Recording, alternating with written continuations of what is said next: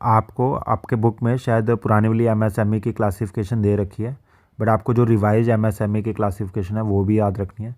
पहली बात तो ये रिवाइज जो क्लासिफिकेशन है ये किसने की थी, ये मिनिस्ट्री ने की थी, micro small and medium enterprises. ये कब की थी, 2020 में की थी।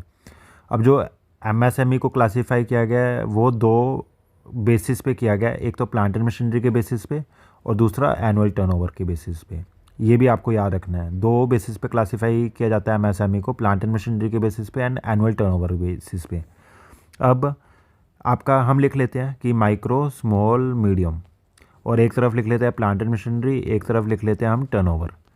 अगर किसी एंटरप्राइजेज ने प्लांट एंड मशीनरी में इन्वेस्टमेंट 1 करोड़ तक की है वो होगी माइक्रो।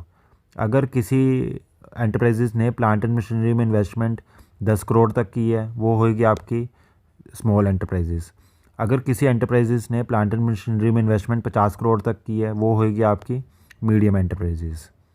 1 करोड़ तक इन्वेस्टमेंट की है आपकी माइक्रो, 10 करोड़ तक इन्वेस्टमेंट की है स्मॉल और 50 करोड़ तक की है वो होगी आपकी मीडियम एंटरप्राइजेज। टर्नओवर, अगर किसी एंटरप्राइजेज ने 5 करोड़ की टर्नओवर है, अप टू 5 करोड़ टर्नओवर है, वो होगी आपकी माइक्रो।